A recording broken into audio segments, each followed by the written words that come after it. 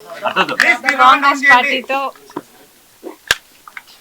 కలిసి పని చేయాలి అని ఇదివరకే నిర్ణయించుకున్నాం.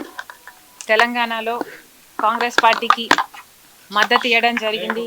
కనుకనే కాంగ్రెస్ పార్టీ ఈరోజు అధికారంలోకి వచ్చింది.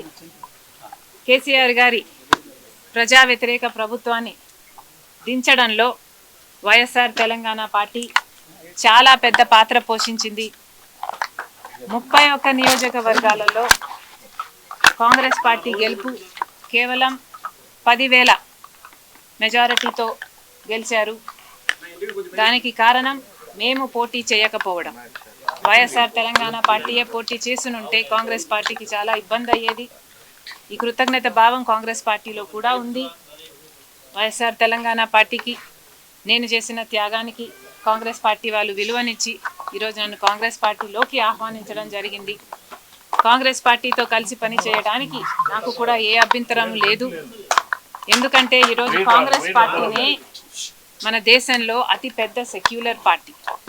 ప్రతి ఒక్కరికి భద్రతనిచ్చే పార్టీ కాంగ్రెస్ పార్టీ. కనుక కాంగ్రెస్ పార్టీని బలపరచాలని మేము నిర్ణయించుకున్నాం. ఈ క్రమంలోనే అతి త్వరలోనే యాక్చువల్లీ రేపే ఢిల్లీకి ప్రయాణం అయి వెళ్తున్నాం.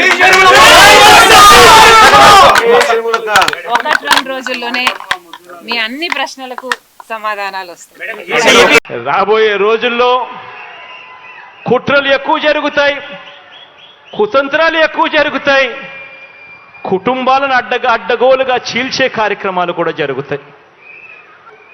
రాజకీయాలు చేస్తారు, అబద్ధాలు చెప్తారు, మోసాలు చేస్తారు. ఇవన్నీ కూడా జరుగుతాయి. అప్రమత్తంగా ఉండమని చెప్పి మిమ్మల్ని అందరినీ కోరుతా ఉన్నా.